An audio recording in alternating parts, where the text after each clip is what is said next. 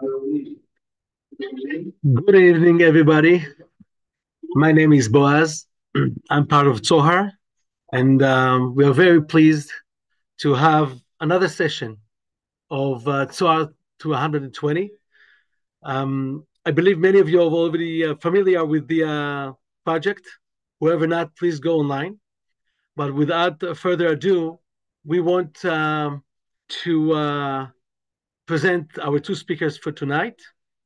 Would love to recognize Dr. Michal Hertz, PhD in psychology, aging and with expertise in aging and dementia, and along with the head of the program, Rabbi Yuval Sherlo, director of the Tzahar Center for Jewish Ethics. We will be exploring two topics tonight. We'll go one by one. And Bezat Hashem, after the presentations which the two speakers are going to give, will allow asking questions and coming back and forth. Best way to send questions would be using the chat. Feel free to do that along the conversation, and when the presentations will be over, we'll go through each and every question that you have. So our first topic for tonight is ensuring a wholesome and supportive holiday environment for loved ones with dementia. And I'll ask Dr. Hertz, please lead us through the discussion, and we'll start. And again, one last request: please make sure that everybody is on mute so we can all enjoy.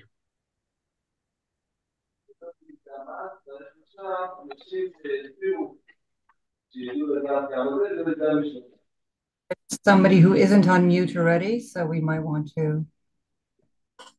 Great. Can you see the presentation? Is it okay? Perfect. Great. So first of all, thank you very much, whoever managed to disconnect from the news of the day and come and think about something else. Somehow in our life at the moment, thinking about Rosh Hashanah and the holidays already seems far into the future. So my name is Michal Hertz. My expertise are in aging and psychology, and my focus is on dementia. And I've been asked to spend 15 minutes or so thinking about how to make holidays the most meaningful for people living with dementia and people that are supporting them. We all know that these are the kind of times of year that are relatively high stress, high tension, and how do we all survive it? The picture on the slide, I'll be talking about it a bit later on. It's the inspiration for this talk. The artist is an Israeli artist called Shani Abramovich, and we'll get to that a bit later. So before we dive into the holidays, just a quick reminder of what is dementia. Dementia is an umbrella term for all of the neurological conditions that collectively refer to cognitive decline, which is progressive, non-stoppable, and non-reversible. So the minute you get a dementia, it will continue and it can stop. The difference between saying dementia, as I said, is an umbrella term. So saying dementia is like saying you have a stomachache. There can be many reasons for a stomachache. We don't often go around saying when we have a tummy ache, oh, I'm constipated. We say, I have a tummy ache. And dementia kind of goes along the same lines. There are many different types: Alzheimer's, vascular, frontotemporal, Lewy body, can go on and on, rolling them out. But the principles are the same. It's neurological damage that can't be stopped, that can't be reversed, and eventually leads to a deterioration. And often people pass away either from dementia or from other conditions that are related to it. So just to get those terms correct. And in this conversation, I'm not going to focus on the different stages of dementia and what it looks like and what to do with different times during the holidays, but really think about it as an overall concept of changes and abilities. And one of the ways I like to describe and to think about the world of dementia, as I said, my PhD and my studies were in psychology. when I went to university, I wanted to read psychology and archaeology and ended up reading psychology and Jewish philosophy because of the clash of timetables. But I see my job as an emotional archaeologist. And I kind of wanted to take a minute to think about what we're doing in dementia and dementia care rather than what we're doing in parenthood. And it's two very different things. If you look at the image on the left, the architectural image is what a parent does. A parent puts down foundations and structures and has a long-term vision of what a child should look like and watches it grow and watches it develop. And sometimes it works and sometimes it doesn't. And sometimes the image is close to what we imagined and sometimes it isn't.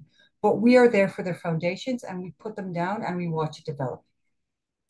When we're supporting somebody living with dementia, we're an emotional archaeologist. We often see the remains of something that was.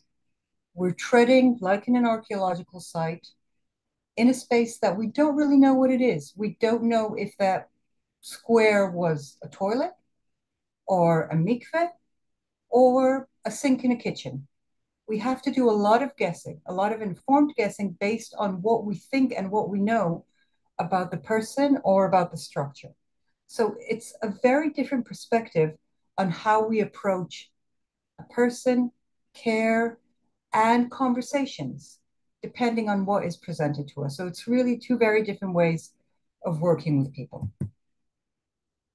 One of the things that we talk about a lot when we think about dementia care and how to support people is not just what are people's physical needs and medical needs and how do we deal with them here and now, but a term that I deal with a lot when I talk with families and with relatives is about spiritual legacy.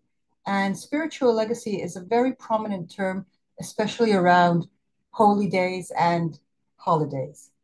And spiritual legacy isn't necessarily about what halachot we do, what are the things that we follow strictly, but what is the essence of the holiday for that individual? What were the things about their tradition, about their families, about their beliefs that really were significant for them around the holiday? Now, it can be things about a part of a prayer, but it can also be things about family traditions. Everybody before Rosh Hashanah sits together in the garden and bashes pomegranates to get the seeds out. Everybody tries to blow the shofar. We all go cycling together on Yom Kippur. We always have 30 puzzles out on Yom Kippur. Okay? There are lots of traditions that are about our spiritual legacy and what it means to us, what the holiday symbolizes, what actions make us feel that this is what the holiday is about. This is about the renewal, this is about the traditions, this is about forgiveness, and what we all do around them. So I'm inviting all of you who are supporting somebody who's living with dementia to think about the person living with dementia and what is the core of each holiday for them. What is the bit of that holiday that for them really is that moment of, I've arrived, okay? And for a lot of us, there is something. Sometimes it's a specific prayer. It might be a Shechianu. It might be the end of the service. It might be the lighting of the candles. But those are the things that when we think about what will make that holiday significant and meaningful for us and for them, those are the things that we focus on. Those are the things that we structure the holiday around.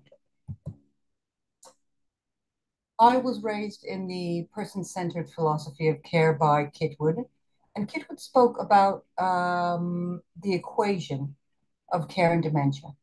And I kind of want to talk through this equation and then talk about how we apply it to planning for holidays. So Kitwood said that this was his equation, D equals NI plus H plus V plus P plus SP. And that stands for the following. A person living with dementia is not only what's happening in their brain. So we have the neurological impairment, which are the physical changes that are occurring to the brain, which are something that as Family caregivers, we have no impact on. We cannot change. We cannot get into the brain and create brain cells. But we know what those patterns look like. We'll go into that a bit later. Then we have H, the individual's health. Can they hear well? How's their hearing? Can they see? What time of day is better for them? What makes them happy, physically happy? When are they in pain? When are they tired? What are their better hours to be in interaction? How are they with different environments? Okay, so their health and their other health conditions. Do they need a walker? Do they need a wheelchair? All of those things come into play. Then there's biography and there's a spelling. There's a typo in there, apologies. What do they bring to the table? What is their life history? Who are they? What did they experience? Where do their songs come from? Where do their traditions come from? Do they go to synagogue? Did they used to go to synagogue? Did they used to and not anymore, or vice versa? What is their family history to do with holidays and religion? And what do they bring to the table? Then there's their personality.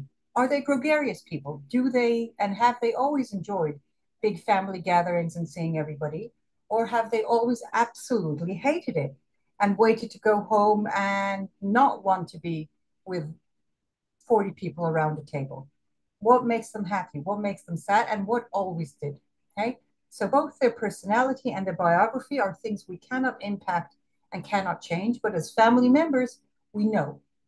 And a lot of these things won't change. If somebody never liked crowds, chances are that with dementia, they won't start loving the crowds. They might get more impatient and more snappy with crowds because they'll forget their good manners on how to behave with crowds and grumble at home. And then there's the last part, the social psychology. And the social psychology is really where we put our emphasis. The social psychology talks about relationships, family relationships, social interactions, how we are with one another, what makes us happy, what makes us stressed, what makes us feel comfortable. And Kitwood said that when we're looking at supporting somebody's well-being with dementia, these are all of the things that we need to do together. So when we think about this equation in the context of holidays and holiday meals and celebrations, we're really looking at finding that sweet spot. We're looking at finding that sweet spot based on knowing the person. So based on that person's health, what are their better times of the day? Are they a morning person, a lunch person, an evening person, or a nighttime person? How long can they sit? How much do they need to walk around? How comfortable is it for them to move from one location to another? Based on those questions, we'll know if it makes more sense for them to come and stay with family members for the whole Chag, or to come for a meal. That will help us know if the evening of the Chag is the right time for them to be with us, or maybe lunchtime. Their biography. Thinking about going to synagogue. Were they the kind of people that always loved being there first? Or were they the kind of people that if they went to synagogue, they only came for the Kiddush? Based on that, we'll know, is it worthwhile bringing them or not? Are they the kind of people that when they talked about synagogue and the holidays, there was one bit of the service they always remembered and they always loved? If there is, maybe that's the bit that we want to focus on. Maybe they only spoke about remembering the feeling of being wrapped up in a talit by a family member. And it's a bit hard getting to the synagogue. Maybe that's what we should be doing, that physical wrapping and going together through that one prayer that's significant. So what in their biography will inform us about how significant the holiday is and what they need? Again, their personality. In their personality, do they feel that they need to be an active participant in the services and in what's happening at the meal to feel the holiday? So do they need, or would they want to say one of the prayers? Would they want to say the Shechianu? Would they want to pass around the bread and tear the bread? Would they want to knead the bread with us? What in them makes them feel part of the holiday? And how can we help enhance that and celebrate that and communicate that to the rest of the family? And back to the social psychology, who should they be sitting next to? Who shouldn't they be sitting next to? How many people should be there? How many people shouldn't be there? How do we pace this over the different holidays? And how do we make it so that everybody in that family environment and the community can really tap into the resources the individual has so the holiday is meaningful for all of us? When we think about this image that I brought, the plant, um, the reason that I love it is because it's obviously reversible. The roots and the head of the tree can be interchanged. And to a certain extent, when we think about our role and whoever's on this call at the moment, we're that narrow bit in the middle that are trying to connect the past and the legacy with the future. And when we're thinking about the person living with dementia in the context of the holiday, what we're really trying to do is tap into what is that essence, what do we want to pull through, and make sure that we weave so we have those themes that are significant for that individual and that are significant for the rest of the family member. And we come out of the holiday feeling that we've experienced, have been with, and have been with, and have all gained from it rather than be drained by the whole experience. Um, and I just wanted to finish with this image of another type of plant. This is from earlier this summer at Kerem Shalom, probably the southest kibbutz in Israel, where they still have not returned home and there's no return at sight. But they did plant vines for the first time with the prayer and the hope that in the near future, everybody will be able to return to their homes and to the places where they feel safe and peaceful and be able to have a holiday in the place of the choice with the people of their choice. So that was kind of a quick a quick tour through holidays, dementia, and families. And I will stop sharing and pass it on to Rabbi Sharla. And afterwards, we'll be able to have a bit of a discussion and I guess a bit of a ping pong on these topics. Thank you very much, Dr. Michal. It really was very impressive with the knowledge and the sensitivity to understand things and to find a way or a track that we can work. I'll start with apologizing that English is not, my English is like I always used to say in international conventions, I speak the most common language in the world, that this is now the English. So I'll do my best, but I hope that everybody will be able to understand. And if I'll need, so I'll use a little bit Hebrew, Arabic, Yiddish, whatever. My role in this presentation is to explain two important things about halacha.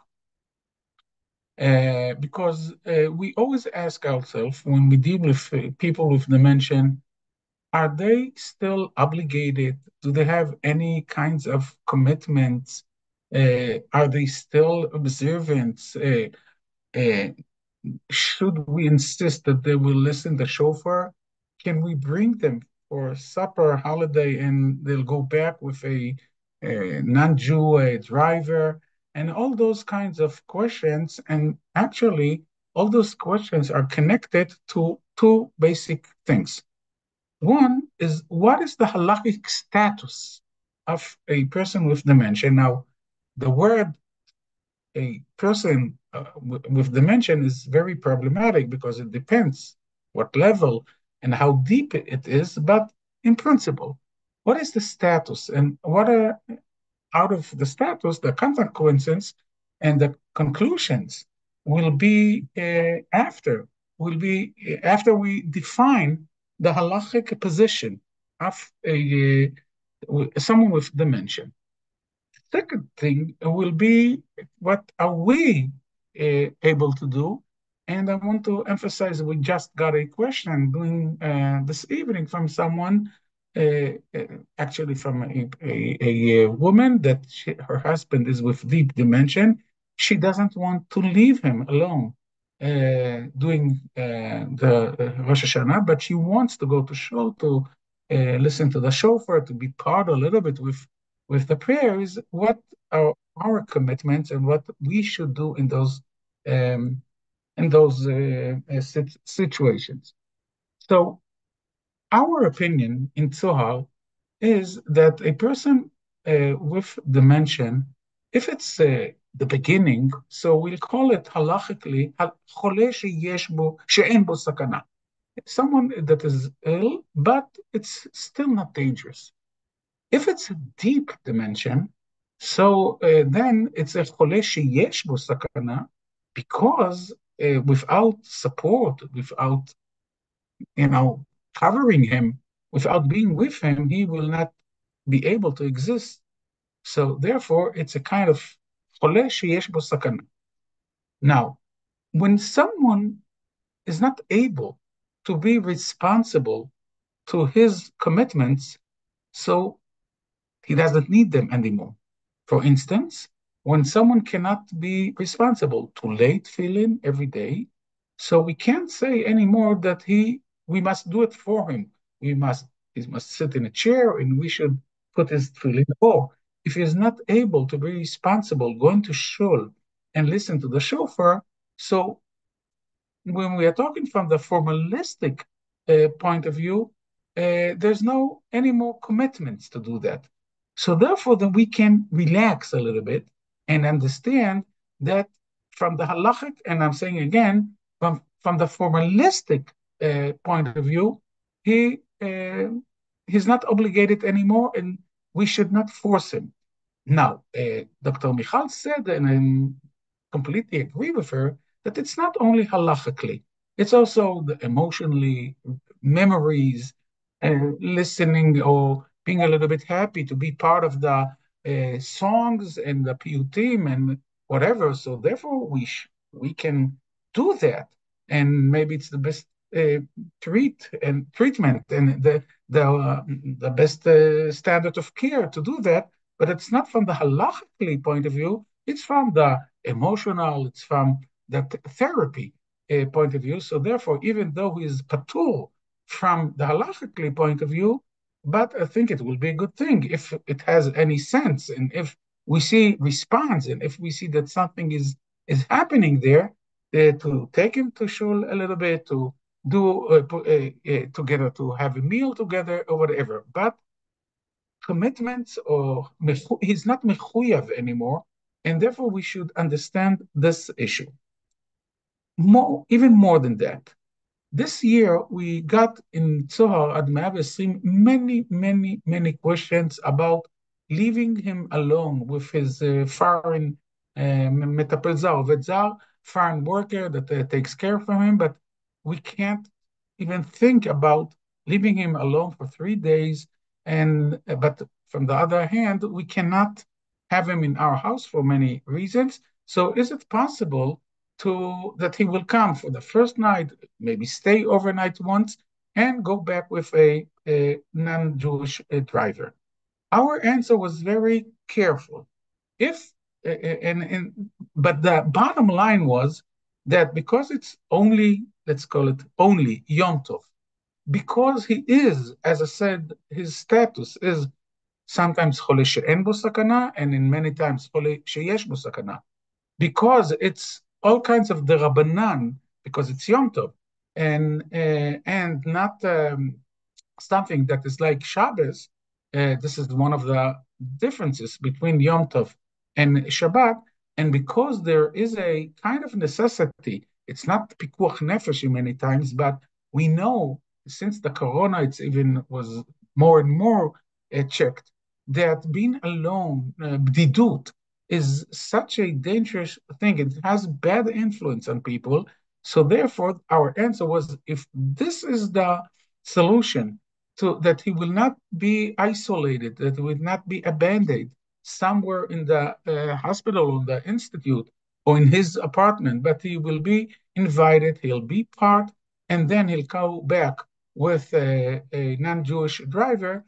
We said that the answer is yes, because when you calculate all the building that of the halacha that is around, this is the right thing to do. And even thinking about leaving him alone for 3 days, I think it's really something that we cannot agree with that. And we have to find all kinds of ways to do it in the best way to bring him into our home.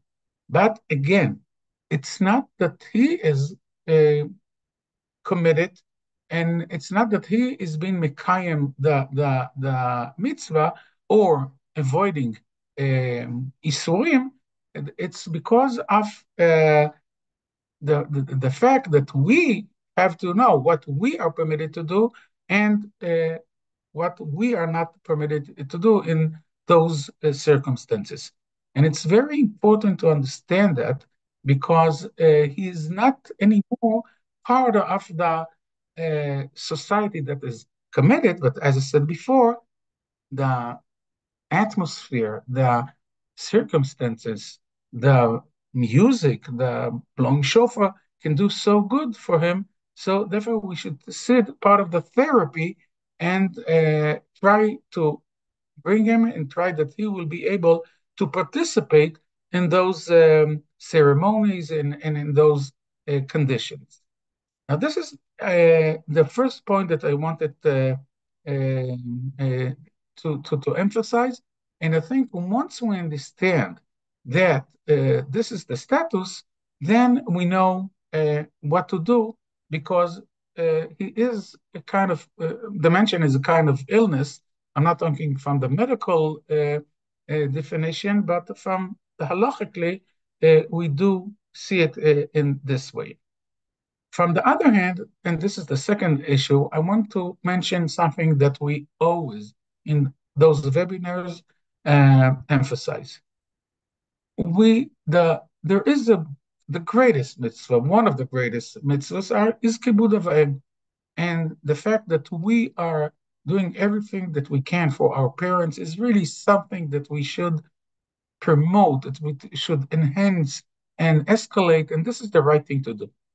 But in the same time, we have to remember that the halacha says, don't ignore the other sides of the circumstances that you are living into. Don't ignore your wife or your husband. Don't forget you have children, and don't forget yourself. And it's because of two reasons. The first reason is because you are also important. There are all kinds of important things in this area, our parents, but you and your children and your wife is part of the importancy. And the halacha says many times, shelcha kodem lishel acharim. Even when with dealing in kibud av va'em, the halacha says that there are many, many times that first of all, we should take care of ourselves, and then we are doing our commitments.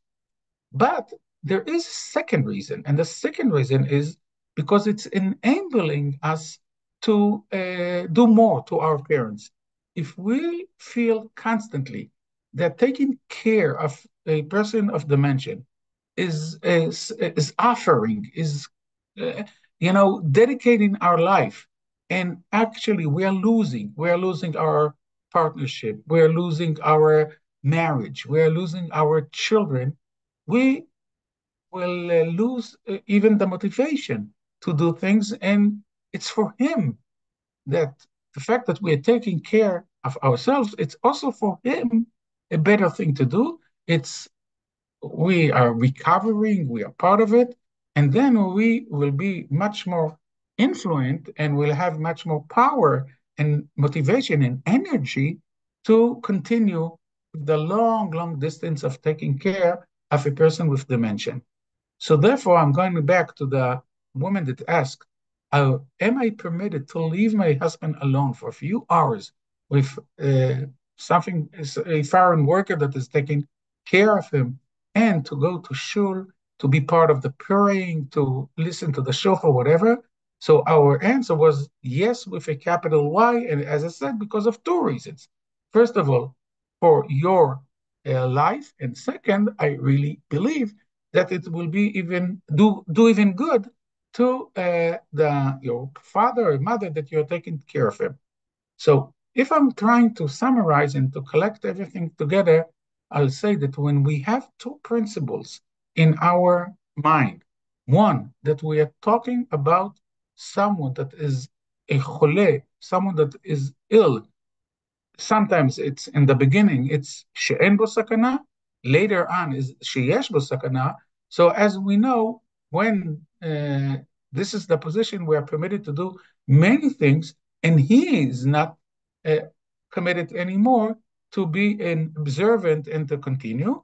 But as I said before, it's important for his emotional life, and we heard it from Dr. Miriam too. The second thing is we have to balance. We have to balance between all our relationship in all our emotional life, and we have the permission and sometimes even the obligation to take care ourselves, our uh, children, our family, other things, because they have a status by themselves, but also it's doing good for the long distance and the long term of taking care. Thank you very much. Thank you very much, Rav Yuval. I would welcome whoever has a question, either sending. Of course, maybe Dr. Miriam wants to respond. Yeah, sure. I agree with you. I think that the halachic side of does somebody need to attend or doesn't need to attend is almost the first step in the process. And I think that beyond the pleasure the individual gets from being there, I think that having individuals living with dementia participating and engaging in practicing the beliefs that they've always had and are significant to them are often a very moving and significant event for the community that witnessed them. I think that for a lot of us who have lived with people with dementia and are seeing people living with dementia, when people who find it hard to communicate suddenly are able to iterate a prayer or a song or draw out something that we didn't know that was there, it's inspirational. It's truly for a lot of us, a inspirational, a moving, a spiritual moment. For a lot of us, that sometimes are the moments that remind us of our family roles. And I've had relatives saying, you know, my mother hasn't said something for years and she suddenly did something. And it reminded me of being a daughter and of her role as a mother. So I think that when we go back to the Kibud Avayim, the presence in the ceremonies, in the participation, has a lot of significance from other directions as well. And it's kind of, the flip of the child who sings the Manishtana. It's reminding us of how deep-rooted some of these traditions are in ourselves and in generations back. So I think that definitely there's a lot to be said for it. I think that also, if we think about, the foreign care workers, the Ovdim Zarim, the Gerim that are living within us, there's a huge importance in enabling them to participate in festivities, in these gatherings, and the days that are a bit more than just the day-to-day routines. So the turning up and the showing up is not only for the person who's living with dementia, but for the person who's supporting them. And it's respecting their place in our community and our family. And I think it's another way to show thanks for their work as well. So I think there are a lot of layers of why it is important to make that effort and to find that way to have that inclusion. I agree with you.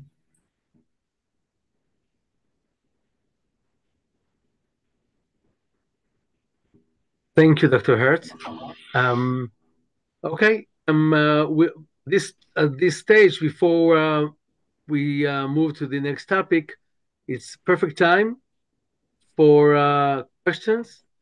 So either you'd like to send it by the chat, which I've referred to, and also if someone here wants simply to turn on the microphone and ask a question, it's going to be a great opportunity. So who is our Nachshon asking first question?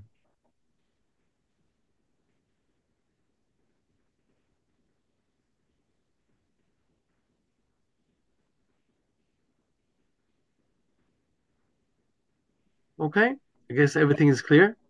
Okay, so I'll ask a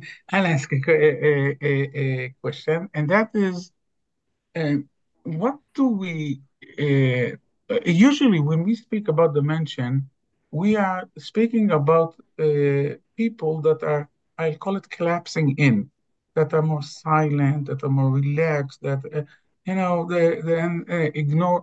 they're ignorant or whatever.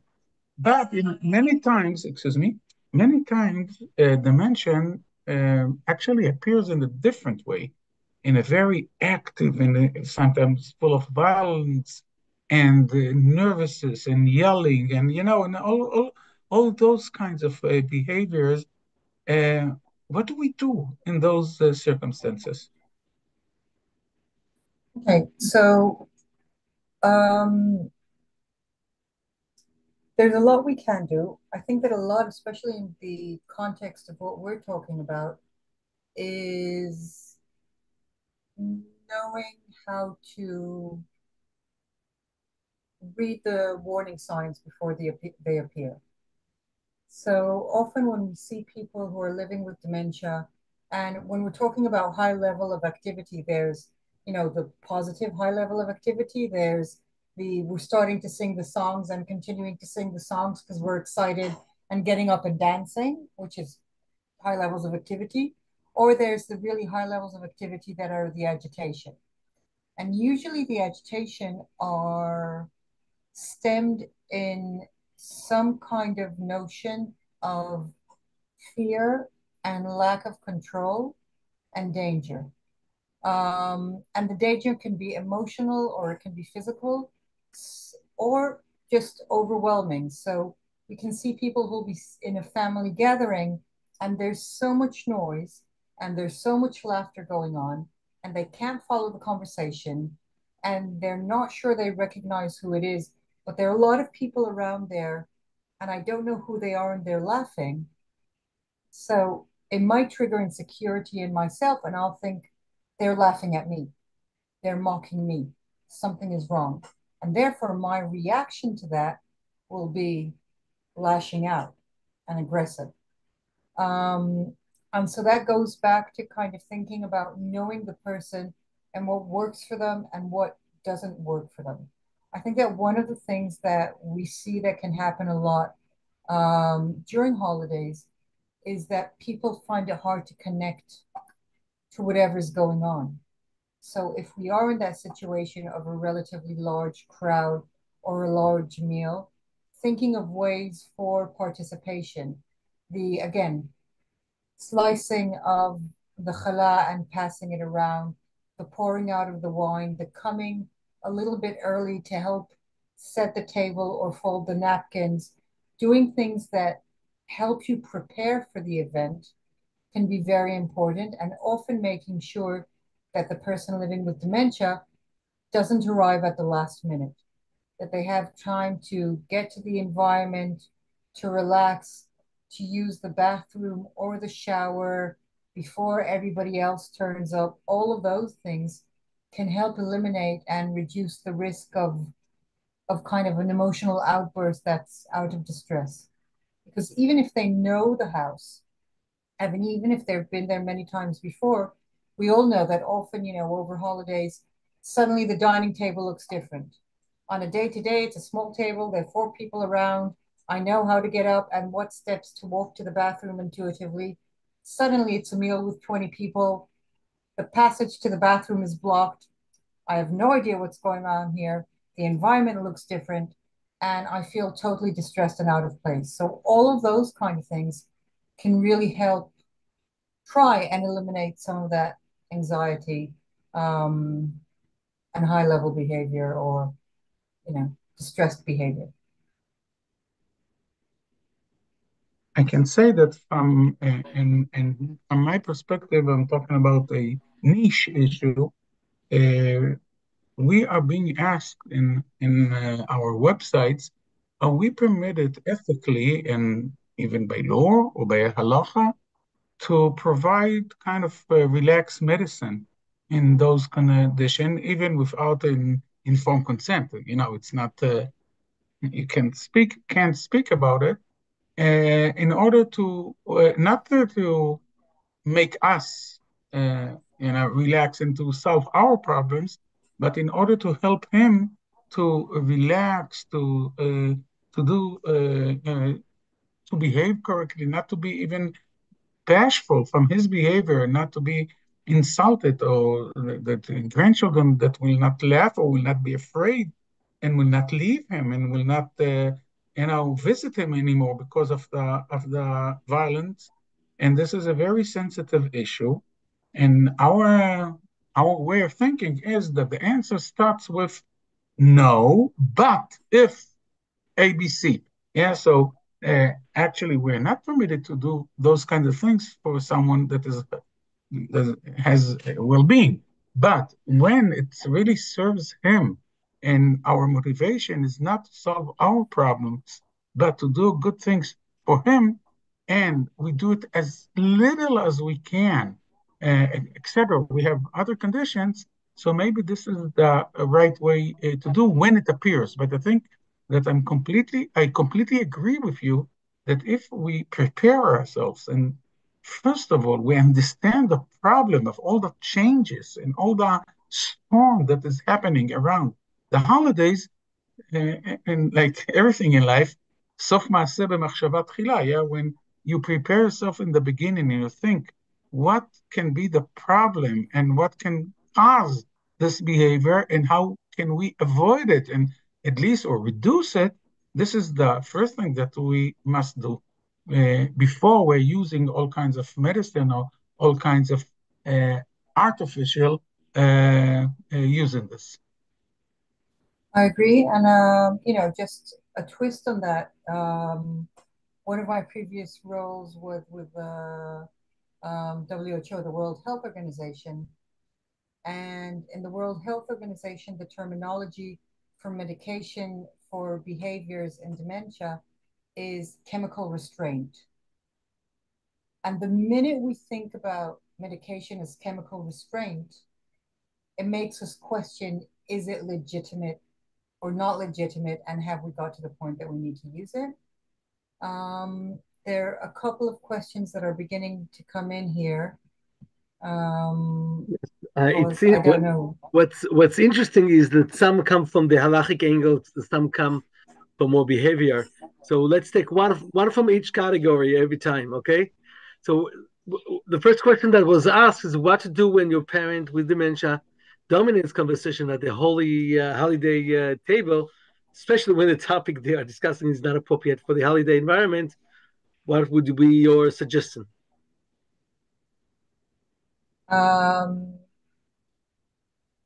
One of the things that we know about conversations and dementia is that attention can be diverted. So if we know that there'll be somebody who is very talkative with dementia and might be on a specific topic or might be on a repeated topic, we plan who sits next to them and who can deal with that. And when they start a story that they've told a million times before, I remember when da da da, we stop the story and we ask a side question. I remember, really, was it a warm day or was it a cold day? Who was with you? What did you eat at the time? Where was it at? Was so-and-so with you? So people who get into a loop of a conversation or of a topic often get stuck in the same way that they've told it. And our job to break that is to ask side questions and to continue and ask side questions and offshoots of that question so the conversation can drift in another direction. And make sure that if I've been sitting next to that person and I've sat there for a few minutes and I'm getting tired, to have a way to say, I'd love to continue this conversation. I know though that if I don't go and help in the kitchen, I'll get in trouble. So I'm going to swap and have somebody else sit with you. So make sure that somebody else can take over from that point. But definitely the loops of conversation, we start asking side questions. And we can see that when we ask the side questions, people kind of go, oh, and they go over and we can drift into 1,000,001 directions from every conversation that we've had many times before. Thank you. It's really helpful. Here's a question for you, Rav Yuval. What is the recommended regarding taking medications and drinking on Yom Kippur? The answer is that everything he needs, we should do that. Because this is, I want to say something in general about Yom Kippur. Whenever we are asked those kinds of questions, we want to emphasize that actually the mitzvah is not to fast on Yom Kippur. The mitzvah is to do what the halacha says you should do. When the halacha says that we are not permitted to drink and eat, so it's a very, very big sin not to fast on Yom Kippur. But in the same time, when the halacha says this is the time that we should drink or eat or whatever, so the halacha says that we should do that. And if someone decides to fast, even though his medical conditions says or leads to the fact that he needs to drink, I said it today to our soldiers in the army. We have a bunch of soldiers from our yeshiva in the Gaza Strip, and today they were in a kind of vacation before they are going back there. And we spoke about Yom Kippur, and they were very disturbed from the fact that they will have to drink on Yom Kippur and probably even to eat. And I emphasize to them that actually their approach should be that this is their mitzvah. It's not that they are now doing something wrong, but okay, they're anus. No, this is now they should keep themselves the ability to go on the battlefield. So therefore, they must drink according to halacha, or sometimes, as I said, they must eat. So this is, in general, our approach. Now, when someone, as I said before, cannot take any more responsibility on the fact about fasting, and he doesn't know that maybe sometimes, he wakes up and he says it's Yom Kippur, but in general, this is not his feeling. He should not fast, and there's no value, and therefore there's no commitment to do that. If he's still in focus, then, as I said before, one, if he's able to fast, this is the right thing to do according to halacha. And B, many times it's good for him to feel that he is participating and he is not, we didn't forget and he is not out of the game. But once he cannot take any responsibility on the fast and the fact that today is Yom Kippur, he should drink and eat and like everything that he needs, and there's really no value and no enforcement, and therefore this is not the right thing to do, to try to that he will fast and will not eat, because there's not really any meaning. We don't find any meaning in this. Thank you. Thank you so much. It's really important to emphasize the basic halachic approach. Question for you, Dr. Hertz. Do you have any suggestions how to help someone who gets so anxious about one thing and repeats himself consistently and cannot seem to take the reassurance that is given to him? Sure. So we have to understand that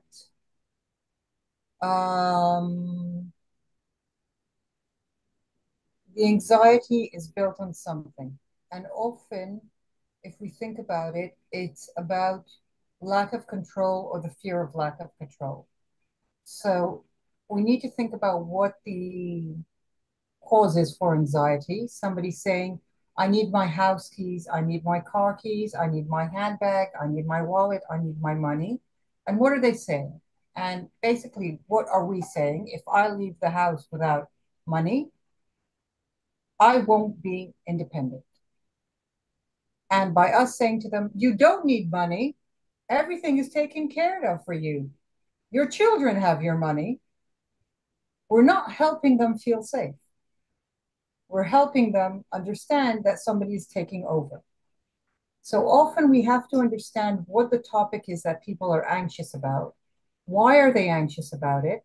And is there a way to enable them to hold whatever emotion is standing behind it? Will I have a way to come home? Do I know how to get there? Now, it might be that it's a matter of saying, here is your diary and here's the address, and having the instructions of the day printed out so people can go back and to refer to them. We rely, all of us, heavily on verbal communication. And for people living with dementia, verbal communication is not enough. We will finish this hour. Thousands of words would have been said. And in this audience, people will come away with 2 or 3 points that they'll remember from it. That's how human memory works in the best condition. So for living with dementia, saying something over and over again isn't necessarily the solution. Reading something is a way to reassure. Having something that helps me feel safe is much better. So we often will go back to written and to documentations, to calendars, to notes, to counter signatures on things that take place. So we have visual evidence as well that something has happened and we can initiate it. Look, this is what we did and you already organized it so well and therefore we know that it's going to work. So it's having those other ways of supporting whatever is causing the anxiety. Thank you so much for the advices. The guidance is really important. Gina is asking, can the family members, that's a question for you, Yuval, can family members fulfill the mitzvah of Kiddush when a person with dementia says it, but mixes up some of the words? By him saying that, of course, he feels more involved and takes responsibility for his role he had in the family for many years. So, what will be the halachic response for that? I think that the first thing that we should try to do is to do both. One is to respect him and to enable him to say Kiddush, and he'll stand in front of the table and say Kiddush. It's part of his honor, it's part of the education that we are educating our children and ourselves. It's part of maybe well-being and getting awake a little bit and whatever. So he should say the Kiddush. Now, when we feel that there's no connection or not, he's mixing the words or whatever, we could, at the same time, say the Kiddush quietly with him and say everything, all the words in the appropriate way, and then in the end to drink from the wine. So therefore, we succeeded to do both things. And this is the way in many cases of those kind of questions that even if his Kiddush got to a point that it doesn't have any meaning anymore, but he's saying Kiddush, like I said before, not from the halachic point of view, but for his personality, for his well-being, for his character, for many good things that can happen from his emotional feelings, and we can be Yotzei Dechovah with the Kiddush that we are saying by ourselves. This is the way to do things. Or there's another way. He'll say Kiddush, and then we'll appoint someone else to say another again Kiddush, and will demonstrate it, or will show it, or present it as happiness of Rosh Hashanah, that is not only one person that's making Kiddush or whatever. In many ways we can do that in one fact, and from one hand, that he will be able to feel good with himself, and we will be Yotzei Yedei Chova according to halacha in a different way. If there's no way to do that, then it's a problem because it's not kiddush anymore. But in most of the cases, this is not the case. Can I ask a follow-up question? Sure. When you say that, like, you shouldn't additionally say the kiddush as well, is that every single other person at the table, or one person and then everyone fulfills that? It depends. It's not a halachic question. It depends what can we do there around the table. If everyone can say to himself, "This is the best thing to do," but not from the no. I'll say the following. From the halachic point of view, the best thing to do is that one person says for everyone, "Berov am hadrat melech." This is the main idea that we're saying as a family, as a table, not individuals. And this is the best thing to do. But saying that if it's impossible that someone else will do for everyone because he'll feel insulted or whatever, if not, this is, as I said before, it's the best way. Then everyone should say Kiddush to himself, and then we're not insulting anyone, and we are being Yotzei Yedei Chova from the other hand. But the best thing is that one person in the table will say Kiddush for everyone. I know that we call it in the yeshivas world, there's nerving. It's a Yiddish from nerves that everyone wants to say things about, but really in many fields of halacha, the best thing to do is when, the old tradition of Kaddish was also that only one person says Kaddish in Shul, and everybody that says Amen. This is the right thing actually to do. Now, in many fields, we are not going back to that. Kaddish, the custom is that everyone says by himself, but the idea that the best way is to do something together. There's one chazan, someone that is making kiddush, or in other cases, many other cases, and everyone is responding or reciting by saying Amen. This is the right thing to do. Thank you so much. As we say, not only you need to know the halacha, you need to be wise how to implement it. Thank you so much. And actually, the last question for our session is for both of you because it involves both doctrines that you're dealing with. For someone who has the dimension and mixes up meat and dairy utensils, meat and dairy in the same sink, and what can be done?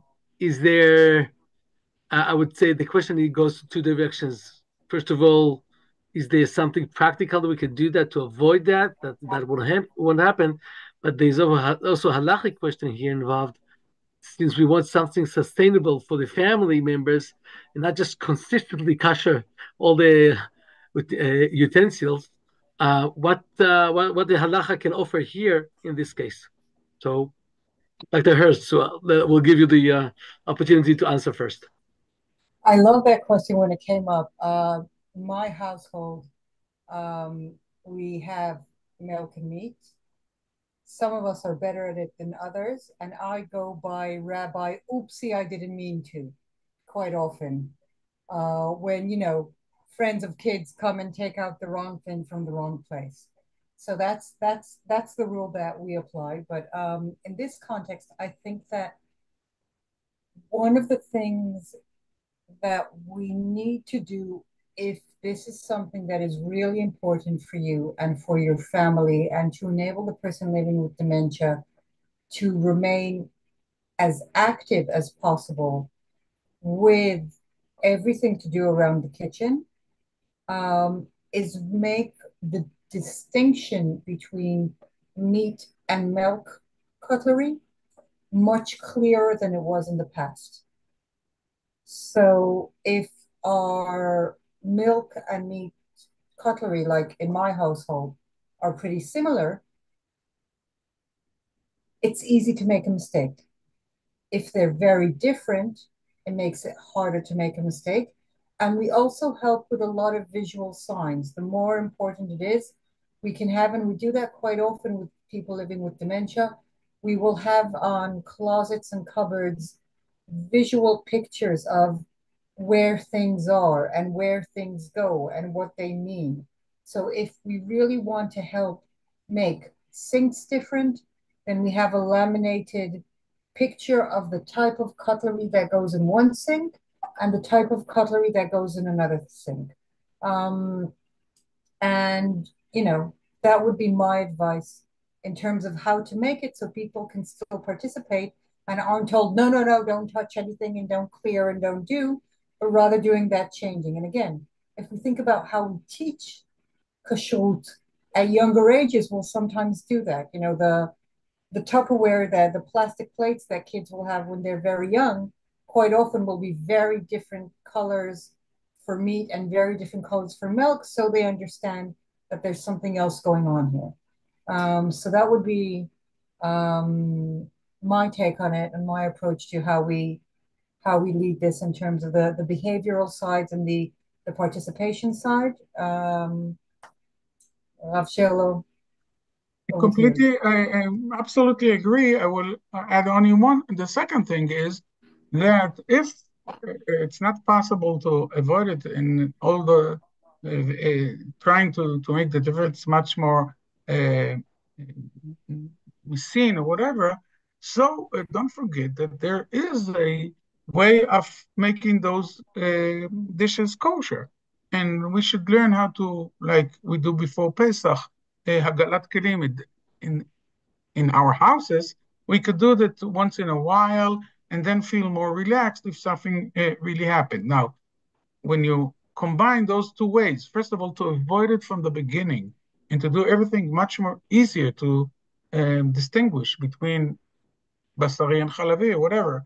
And on the other hand, we have a solution how to re-kosher it from the beginning. I think this is the way, and we don't have any better things to do in those cases.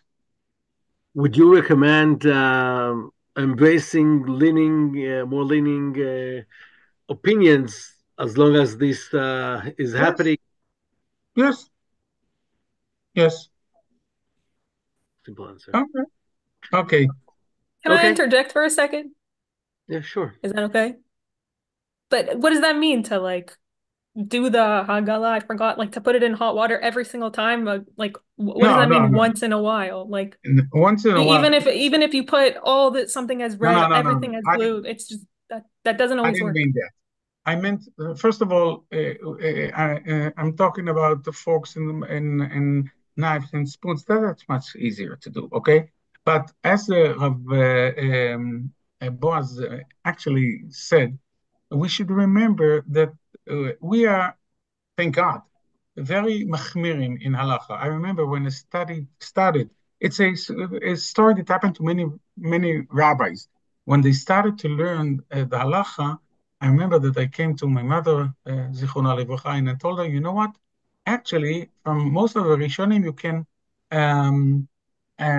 cook for Pesach with the chametz dishes in advance to make everything, and we can eat it on Pesach because it's been bitul before Pesach or whatever. And then she said, you know what, go out of my kitchen, and you with your Shulchan Aruch will make all my kitchen trays. Okay, so I'm saying this story like everybody knows it because we do know, but here you have to be an expert in halacha, that we're going really far away with things that we are doing. Now, when there is someone that is constantly mixing chalavin basari, and when we know the halacha about klishen or ben yomot, not in this day and whatever, we can make many kulot in those. I don't want to reduce the level of halacha and to dismiss anything, but when it's impossible, as you said, we can't be Magil every day, whatever, so we should know more. I would invite a rabbi that is really very familiar with those halachot, and he'll say, here you can go to this kula and this kula and gusa only in those circumstances. I'm emphasizing because I want to I want to enhance and to promote keeping halacha, not to reducing it. But when in those circumstances, I would do those three things, as I said. One, as Dr. Miriam said, let's prepare everything in advance. Second is to being once in a while, to rebuild our kosher kitchen.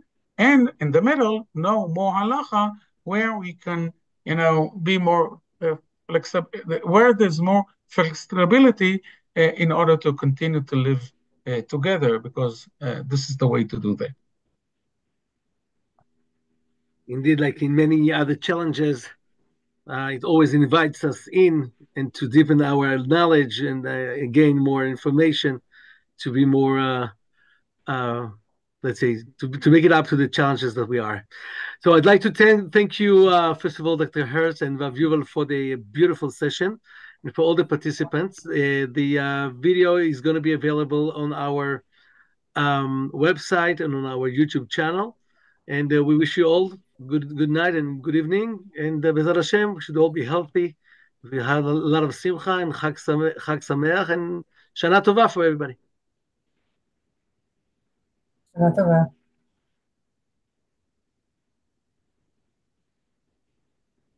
Shana Tova.